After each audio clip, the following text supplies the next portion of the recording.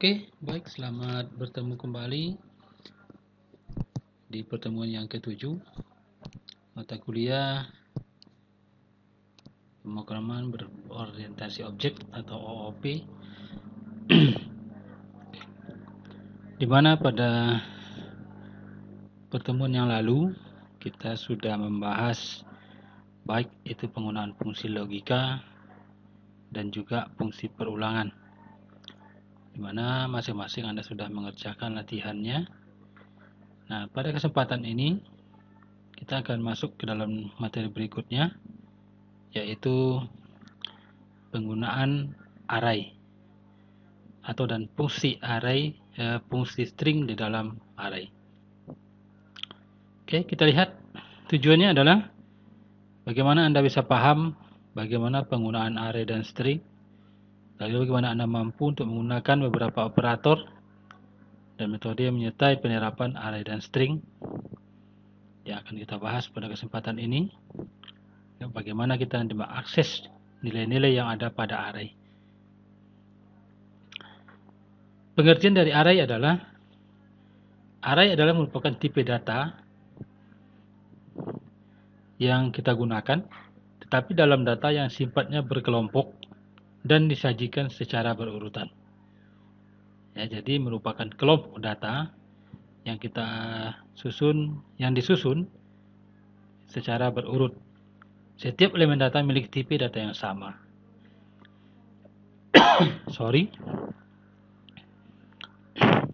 Sintak dari array, ya, tipe data seperti biasa, lalu nama arraynya apa, lalu diikuti dengan tanda kurung siku.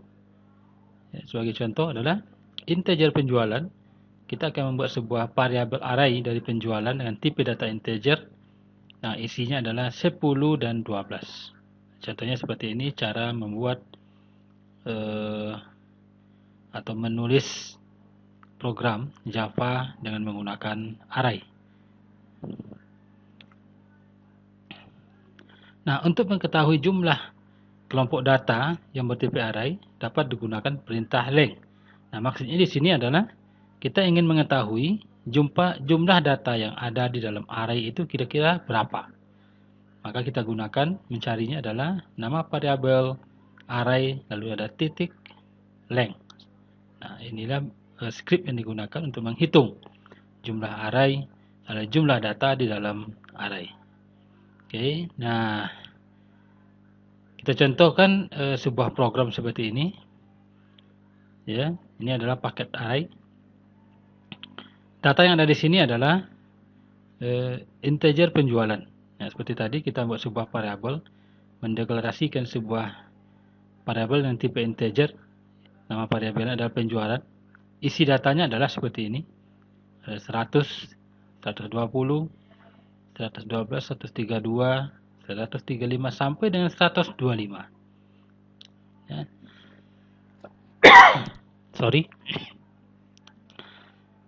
Nah, untuk menghitung jumlah data yang ada di sini, lalu nanti kita tampilkan, ya, atau untuk menampilkan semua data yang ada di dalam ini.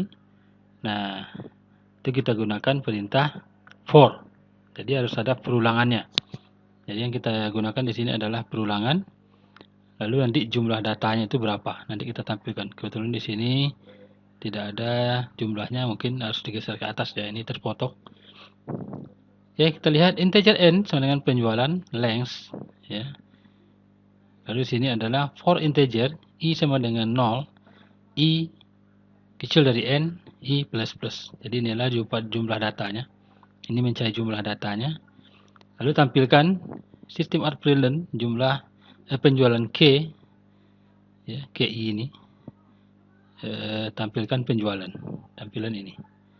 Ya, tampilkan jumlah dari arraynya. Maka akan tampil seperti ini. Ya, penjualan K0 sama dengan 100. Jadi ini dihitung dari 0.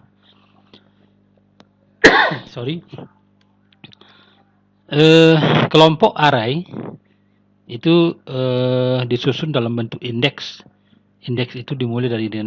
Jadi contohnya di sini 100 sampai dengan 125 itu dimulai dengan 0, 1, 2, 3. Seperti itu sampai seterusnya. Itu cara membaca data yang ada di dalam array. Oke. Nah, string seperti yang sudah dibahas sebagai judul tadi. String di dalam array bisa juga digunakan. Jadi tipe datanya bisa bersifat integer, bisa bersifat string. Nah, contohnya seperti ini. String nama, ya cuma penulisnya agak beda. String yang diawali dengan kurung kerawal, baru nama variabelnya. String nama Adi, Budi, Dina, Rudi, Adi, Ani, dan Rina. Sistem pilihan panjang array, nama length. Nah, jadi kita berapa sih jumlah data dalam array? Nah, ini kita buat panjang array nama length. Ya, lalu kita tampilkan semuanya for i sama dengan 0. Berarti kita mulai dari data awal, data 0. Ini itu indeks tadi. Ya, indeks ini mulai dari 0, 0, 1, 2, 3, 4, 5. Jadi ada 5 ya yang mulai dengan 0. For i, for integer i sama dengan 0, i kecil nama length ya, i plus plus. Jadi ini adalah panjangnya kita batasi jumlah yang ada dalam array. System operand nama ki adalah nama. Nah, lihat ini. Ditampilkan seperti ini. Nama ke-0 adalah Adi. Nama ke-1 adalah Budi, nama ke-2 adalah Dina, dan begitu seterusnya. Nama ke-5 adalah Rina. Ya, ini nama ke-5.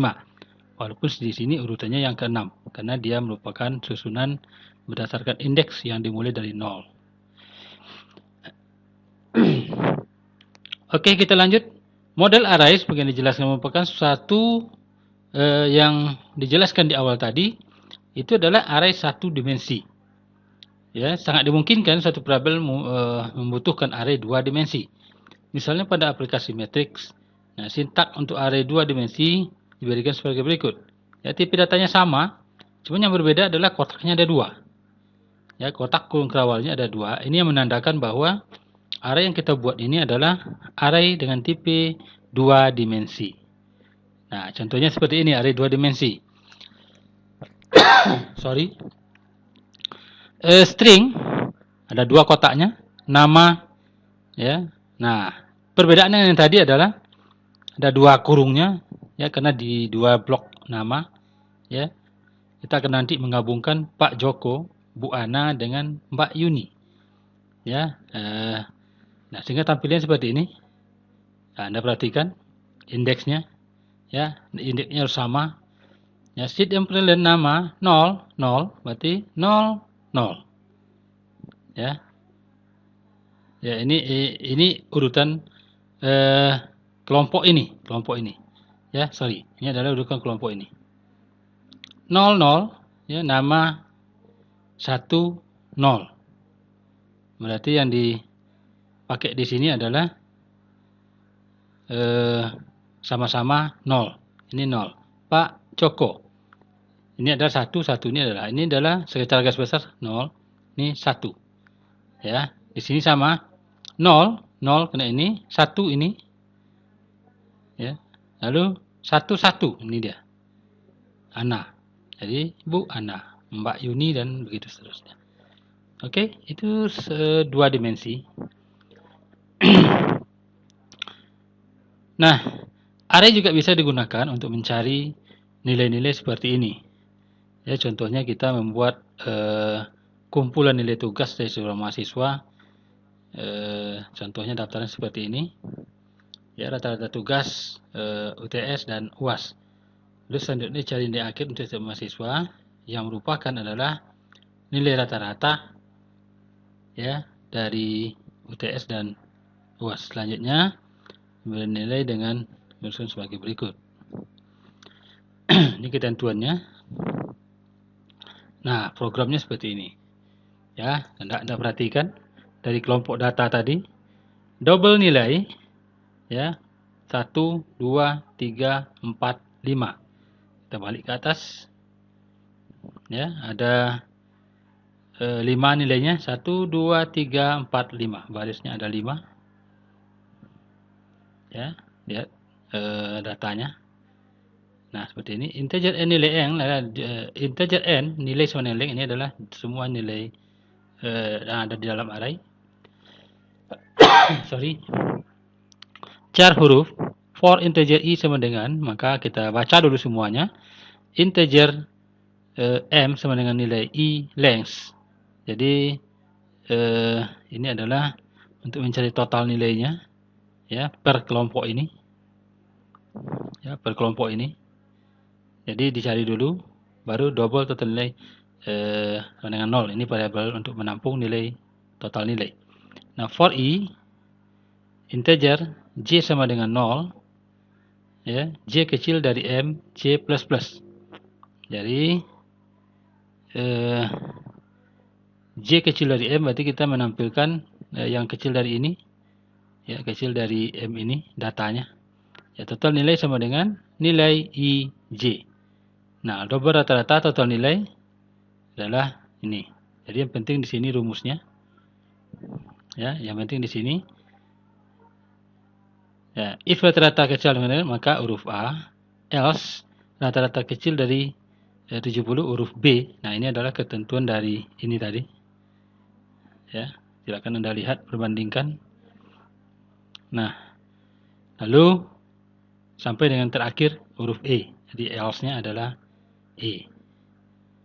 Oke. Nah, contoh program di atas